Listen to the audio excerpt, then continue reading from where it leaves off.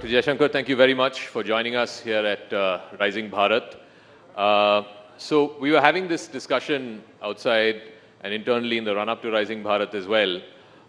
In an election year, forget about election year, we are a few weeks away from elections. What do we ask the foreign minister? Is foreign policy top of mind of people during elections? You would think that more tangible things like homes and toilets, etc., are the things that people are more concerned about during election time. But funnily enough, Minister, in the News 18 opinion poll that we had last week, one of the things that people said, one of the reasons why they will vote for Modi is because Modi ne desh ka naam roshan kiya hai. Modi has elevated the image of India substantially. Why do you think something that is not necessarily tangible, like foreign policy and foreign policy gains, has suddenly become a vote-determining issue? Well, first of all, let me say what a pleasure it is to be here with all of you. Look, to be honest, that answer doesn't surprise me. It doesn't surprise me because in the last 5 years, traveling around the country, I've seen this sentiment grow. And I attribute it to 2-3 factors. One, that there is a greater sense of pride in the nation about itself, and also as people's basic necessities are being met, they are also looking at many more things, so they know today, for example, that the water connection will come, the electricity will come, the road will come, the health will happen, because they have seen that grow. So there also, there's a kind of a, I would say, a neo middle class thinking which is pervading through the society. The second is that a lot of people today go out to work, go out on travel.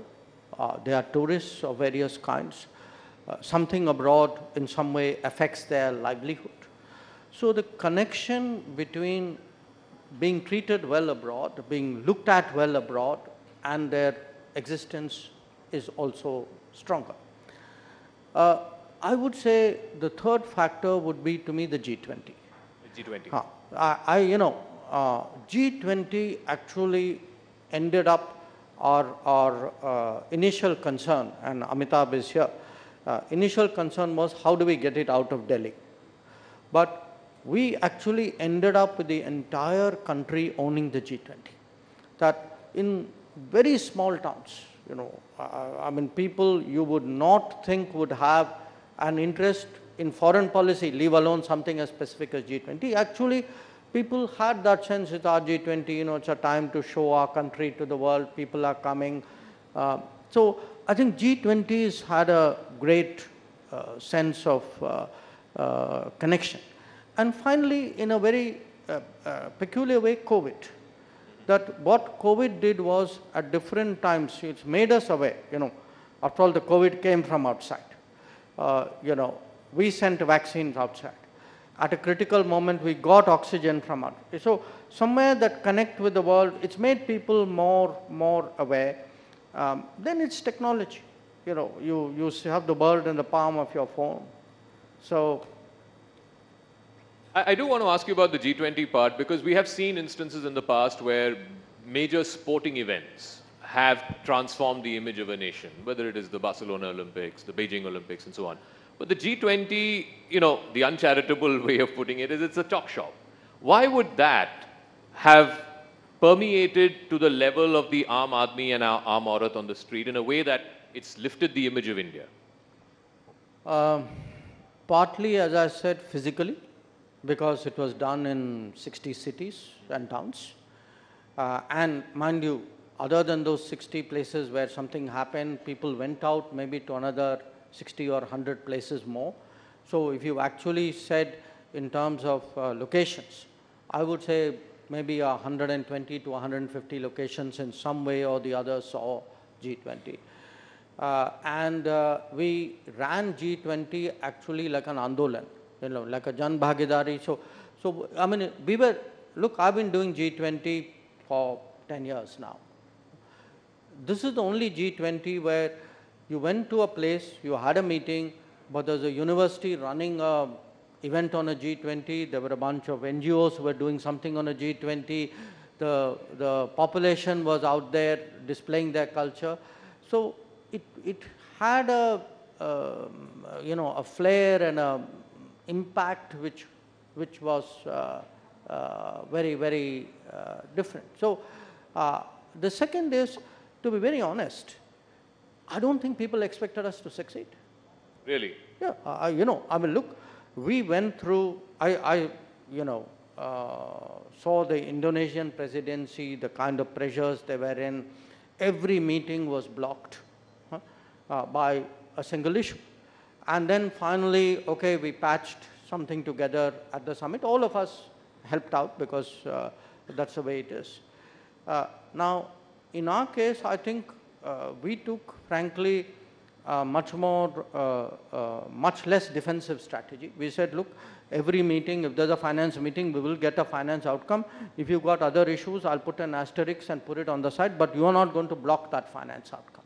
So what we did was, we piled up the stakes, outcome after outcome. So you said it's a talk shop. Yes, you are right, but even talk shops make a difference. So when a talk shop, for example, ends up recommending to the World Bank that you need to change, reform as per a report which is coming out, or a talk shop says that digital public infrastructure is today a kosher concept and the rest of the world must adopt it for propagation. Don't write off the power of ideas and talking. Ultimately they move things. And I would say, if you look at one thing which has gone very badly wrong with the world, which is that COVID, the impact of COVID has really set back development, SDG targets in the world. The G20 brought the focus back.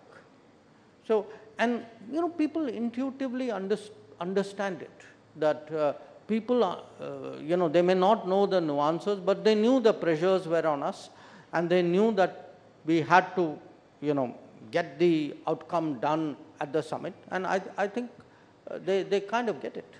So, because this is election season, as they say, you have to go to the voters, give them your hisab of what you have achieved over the last 5 years. So in the realm of foreign policy, because you've been doing it, you've been marshalling for India's foreign policy over the last 5 years, aside of the G20, the COVID vaccines, navigating India's interests through these two wars, what is the one thing that you would say is the standout for the Modi government, which no other government in the realm of foreign policy has done in the last 75 years?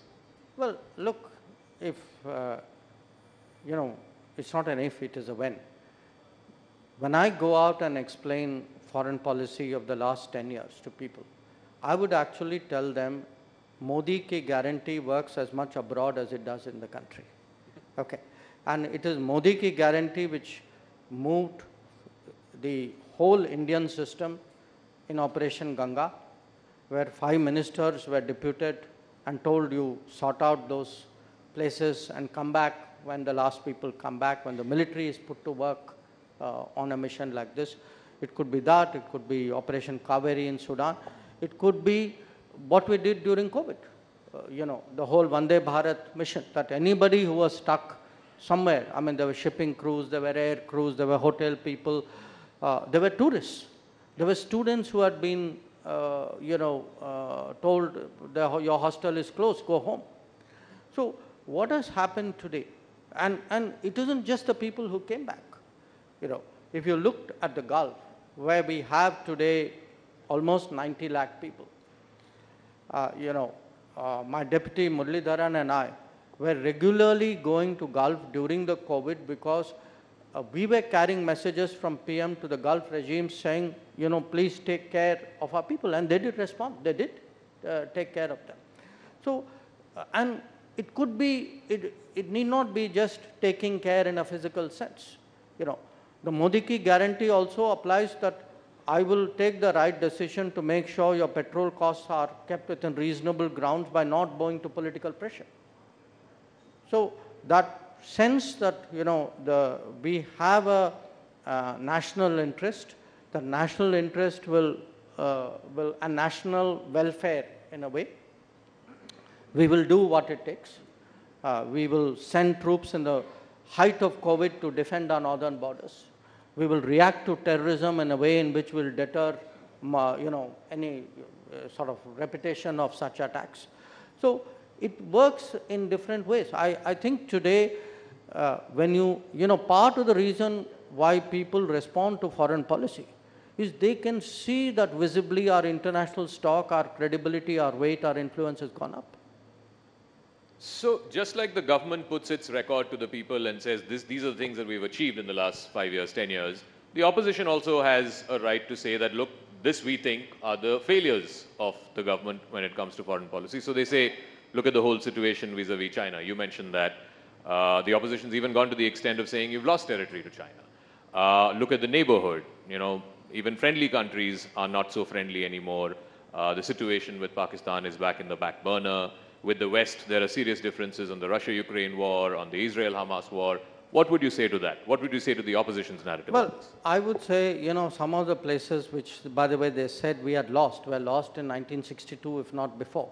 So I'd say first go and get a lesson in history, possibly in geography. The second, we may have, differences with the West on Ukraine. But the purpose of foreign policy is not to agree with other powers on the basis of their interest. The purpose of foreign policy is to defend your interest and advance it. So if I have a difference, I have a difference. So what would the opposition like me to do? To get along with people and increase my petrol purchase, price at which I buy fuel? So, let's get the parameter of judgment right. I still say that if you look, or take Pakistan, yes, today our relations are very, at a formal level, are very minimal. But why has it happened? It has happened for two reasons. One, because we have put terrorism fair square at the center of the relationship. And number two, the Pakistanis reacted to our in my view, a long awaited, something which should have been done much earlier, decision on 370. So what would the opposition want us to do? Not do 370 because it will upset Pakistan? Or talk to Pakistan ignoring that they do terrorism? Actually, that's what the opposition was doing. So if you ask me, look, foreign policy is not run as a global popularity exercise. It is run, if you have an appeasement mentality at home, you will take it outside. So one of the points you mentioned, and again, this is the latest sort of criticism against your government, points of difference, if you will, with the West, is on the CAA, the Citizenship Amendment Act. The US State Department has reacted to it. I think the MEA has also put out a formal statement against it. When you speak to your Western counterparts, how do you tell them that this is not a discriminatory law, that people are not being discriminated basis their religion? Well, actually, it isn't when you speak. I have spoken. When CAA was passed, I did speak. Even now, I continue speaking. And there were 2 points I made. I actually, I had a meeting with all our European colleagues, EU colleagues. I'd gone to Brussels at that time. And I asked each one of them to look at the citizenship pathways which they have in their respective countries. And can you tell me that there is no criteria by which you will fast track a certain category? Every one of them has something. It could be religion, it could be historical, it could be language, it could be ethnicity. The fact is, and the US, I'm on record as giving multiple examples of that. So look, do understand, this is an issue of correcting a certain situation of our history. And it is a question of being just, of being fair to those people who were caught on the wrong side of history at the time when partition happened. And who at that time, whose welfare people worried about even then.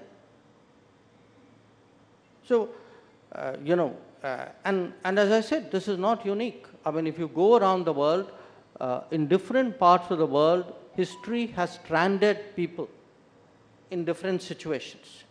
Now, you can either be completely heartless and utterly calculating and say, well, it doesn't matter, who cares what happens.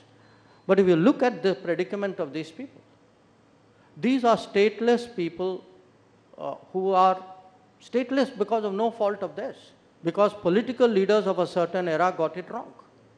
Somebody is righting a wrong. They are not wronging anybody.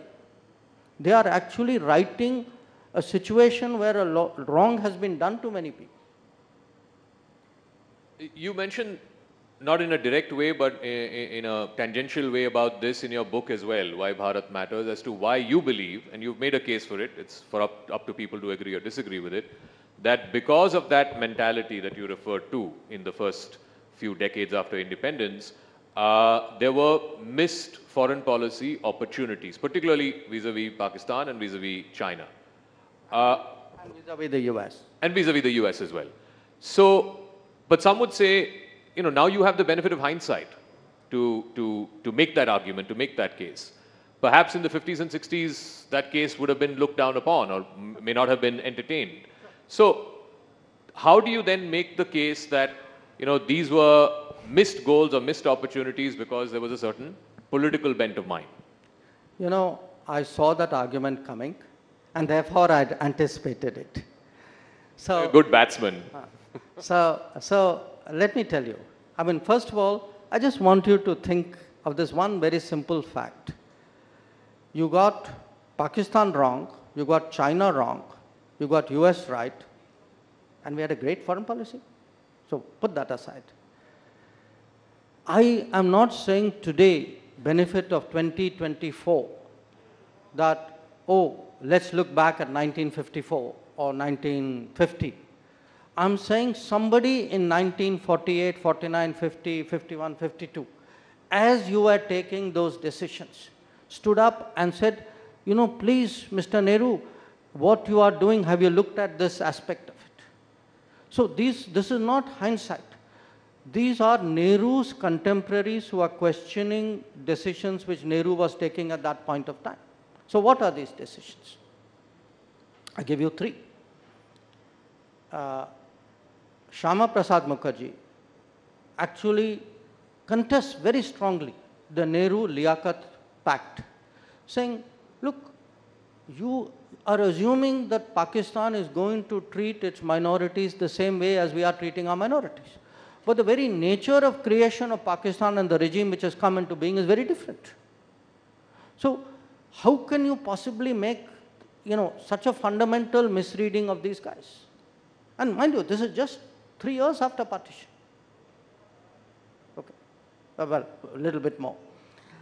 The Patel, I'm giving you an example of China. Patel puts in writing that today, for the first time, we are facing a two-front situation. The intentions of China cannot be taken in a positive way. There is much that we have to apprehend. So please do not, have a sort of rosy picture of the situation. What is the answer from Nehru? I cannot conceive that anybody would undertake a wild adventure across the Himalayas. By the way, that's exactly what they did in 1962. So now, if Jaishankar in 2024 says, they got it wrong in 1954, your question is very, very valid. It's not Jaishankar who's saying it. It's Patel saying it on China. It is Shyama Prasad Mukherjee saying it on Pakistan. It is B.R. Ambedkar who says, look, why are you alienating the Americans? If you are to argue, you want to take on the Americans, I have no problem with it. I just told you foreign policy can be pushed back. At least fight your own cause. We were alienating the Americans on behalf of China. That we were taking up China's cause. And more than anything else, what an irony. That imagine, in 1950s, we spoilt our relationship with America because we were arguing on behalf of China. So this is not hindsight, this is not a political polemic. I am placing before, especially the younger generations, because they wouldn't be familiar with it. I am placing historical situations, which is what I called a road not taken. That road was available, that road was marked. Those people drew a map and said, don't go this way, go that way. And we consciously chose not to take those roads. Now, I'm not saying there were no-brainers. I mean, there were pluses and minuses. But we need to get out of this, cult worship that everything from 1946 till pick your year, these were great years and we did splendidly. If anything went wrong, other people were to blame. But, Nehru's foreign policy is such a impeccable theology that even today, whoever comes to power must follow it. And any deviation is somewhere wrong. I think, companies are audited. After all, countries should also be audited, for policies should be audited. People should look at what happened in the past with an open mind, with a critical mind. And by the way, I'm not saying it should only happen then. I'd be very happy if somebody said, I'd like to discuss the last 10 years with you. In fact, that's exactly what you're doing. And please defend your record. I'd be very happy to defend it. So let's talk about one big aspect of that record, and since you referred to in the previous answer about a two-front situation. Are we not in a two-front situation today? We have, my friend, we have always been. I mean, it is we who were in denial. I mean, tell me, I'm now asking you as a person, Zaka, at which stage in your life did you actually feel that China was your strategic partner? I don't think in my lifetime. No, but yet in 2006, we actually have a declaration describing China as a strategic partner. So I want to say, look, there's a gut sense in society. Sometimes, and I say this as someone from the foreign policy fraternity, sometimes, this is a bubble you have created. Because in the earlier years, it was very much a Nehruvian ideological bubble. Nehru was against America, so everybody was against America. Nehru said China is a great friend, everybody says China is a great friend. So the vestiges of that continue, even today. I mean, you have a concept called Chindia. Okay. I don't, many of you will remember who put that concept forward. So if you actually have reached to think that you're making a sandhi of China and India, and you think we are that close, and our interests are so aligned, I mean, this is a different world. So I would put to you, if you go back, especially I would say to me, 1950s, it was latent. 1960s onwards, especially after the China-Pakistan agreement in 63, and the territorial transfer of Indian territory by one illegal occupier to another, you had effectively the two of them working in tandem. And to me, that is a very obvious basis on which to build policy. So let me now come to domestic politics. We've got the last 15, 16 minutes now. In the last 5 years, we have seen the transformation of Dr. Jaishankar from diplomat to foreign policy scholar. Now you're a full-blooded politician. So tell us, why is the Prime Minister spending so much time in southern India? Every day, every other day, he's in South India. In the last elections, in the last Lok Sabha elections, out of 129 seats in the 5 states in southern India, the BJP won just 29. A bulk of it came from Karnataka. Why do you in the BJP believe this time the South will be your new frontier and you'll be able to conquer the new frontier? Well, if I applied that logic, I could apply it to the rest of the country. There was a time, there were many states where there were no BJP MPs. So, in a way, every state, I mean, for a party like BJP, was a new frontier at some point. Why today, I mean, I don't know how many of you saw the pictures of the Prime Minister's, road shows in Coimbatore and Palakkad, etc. Look at the response that he's getting. So, my sense is, I mean, ultimately the results will tell. But as someone who's been traveling a fair amount, certainly to Kerala, I mean, Karnataka is a different case. There's already a strong history with BJP out there. My sense is, political opinion in those states is changing. That people today contrast, they've seen the benefits of good governance, that many of the changes of the last decade, as you say, the Anna Yojana, the food support, the Mudra scheme, the Awas Yojana for the housing, even what the vendors, informal economy is getting, Svanidhi, the Jal Jeevan mission, the power connection, the road building.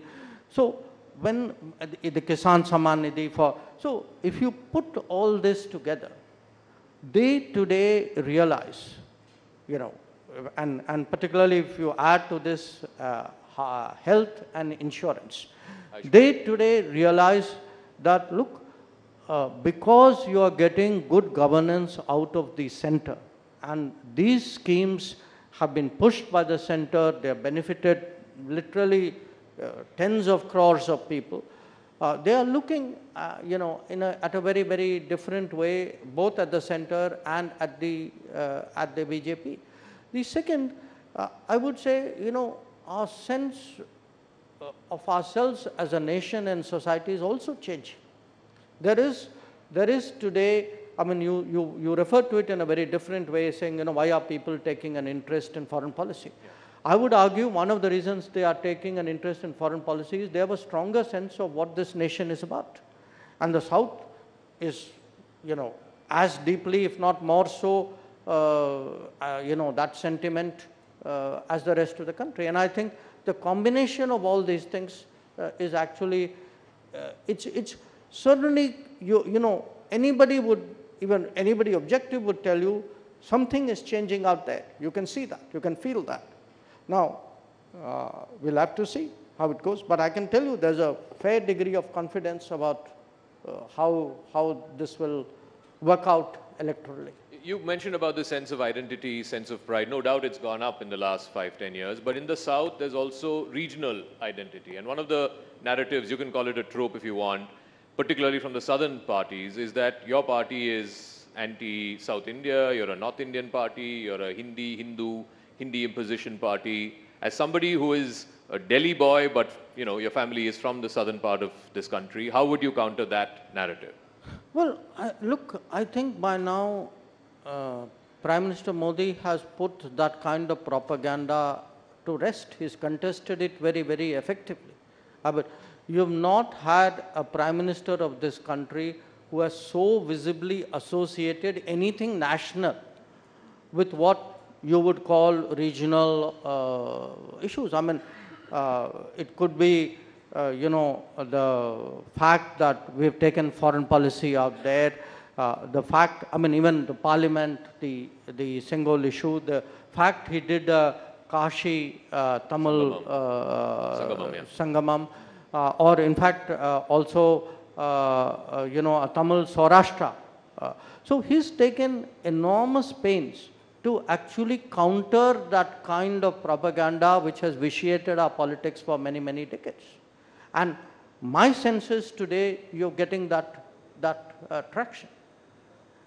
My next question is in two parts. First part, I know you'll dodge, but I'm still going to ask. But the second part is a little more weighty. The first part is, are you contesting the upcoming Lok Sabha election? Second part? The second part is, does it make a difference in your, practicing of foreign policy if you're an elected politician as opposed to one who is nominated to the Rajya Sabha? It's a hard one because if you look at the previous foreign ministers of India, you've had a mix.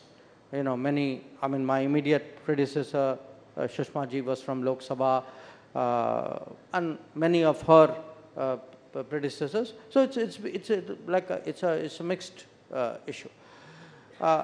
The fact is, today, certainly speaking from a BJP perspective, I can tell you how much focus there is on constituency, on ensuring delivery, on making sure that last mile, that leave no one behind message goes through. So when I look at my, I'm a parliamentarian of 5 years juniority. So I'm still a relatively new person, and therefore I'm very curious how does that peer group work. And I look at especially the effort which Lok Sabha MPs put in, and it's staggering. I mean, it's not, by the way, that the Rajya Sabha MPs have a ball. I mean, because certainly where the BJP is concerned, I mean, you have governance responsibilities, you have party responsibilities. I mean, you are on, really it's a 365-day kind of calendar. But there's always that balancing your focus and attention with what are foreign policy issues, with other responsibilities that you may have. It may be Lok Sabha, it may be something else as well. You've had ministers who were not Lok Sabha members, but who as foreign ministers had many other sort of responsibilities to do. So you're not answering the first part? No. No. No, but since you said that the BJP gave so much attention to constituencies, is there a preferred constituency that you would like to fight from if the party asks you to? No, I think when I said I wasn't answering the first part, bowling a googly still doesn't mean the ball is going to be played. Okay, let's run you through the last 5 minutes of questions. It's a bit of a rapid fire, if you will. One foreign policy person that you have been inspired by in your career, both as a diplomat and now as a politician? Well, look, what happens if you pick somebody, I mean, I have some, if I look at the peer group of ministers, there would be there are people for whom you have genuine respect. The problem when you get into names is you name somebody and you don't name many others. But over a period of time, I would say, there have been people who, from their sort of respective perspectives, who were great authorities, who kind of dominated the scene. In many cases, it helped that they had longevity. In some cases, they may not have had that kind of time. But still, so it's safer in a way for me also to go back a little bit and pick. I mean, when I first entered the foreign ministry, I started my career in Moscow, and Andrei Gromyko was the foreign minister. When I switched to the after Moscow, I was moved to the Americas division, and the first minister I met then was, at that time, Secretary of State was George Shultz. Now, I saw these people really from the eyes of someone who's starting the business. But when you kind of read about them and analyzed them with a passage of time, I mean, so even in our own setup, I would say, I mean, the foreign minister, when I joined the foreign ministry in India, was Atal Bihari Vajpayee. Oh, wow. 1977. So, 1977. So, when you look at some of them, you know, different people appeal to you in different ways. You know, Atalji, for example, was always someone who was willing to sort of, in a way, break the mold. You know, and you saw that finally when it came to the nuclear test. So I would say at different points of time, I've had the good, you know, it's like if you are interested in cricket and you've been seeing a lot of test matches, you'd remember great innings. Yeah. You know. By the way, the first century I ever saw was Ian Chappell. Ian Chappell? Yes, in Delhi. Oh. So you remember, you know, you remember these moments, you would remember. I would hesitate to say, okay, this was the all-time greatest. Sure. I mean, yeah, that's a tough one, yeah. Yeah. Since you mentioned nuclear and since we're talking about all of these doyens, you've talked about him in the past as well and more recently as well about the legacy of your late father. He's the man who, you know, for all practical purposes was the architect of India's nuclear doctrine. Do you think about your legacy as to how people will remember Dr. S Jaishankar? No, not really. I mean... how would you want them to remember you if it... I haven't even given thought to that. I mean, look, you know, you start, I guess people start thinking these things when they feel they are very advanced and are close to hanging up their boots. So you're far from that. Well, you know, I do not know what the future holds. I didn't know what it held 5 years ago. I would have, I mean, my wildest dreams wouldn't have anticipated becoming the External Affairs Minister. But I think I still have enough gas left in the tank not to think about parking in the garage and thinking about how people are looking. Please race away, Dr. S Jaishankar. Thank you very much. Ladies and gentlemen, the External Affairs Minister of India, Dr. S Jaishankar. Thank you so much. Thank you, Mr. Jaishankar. Thank you, Zaka. That was a fascinating discussion. I think his legacy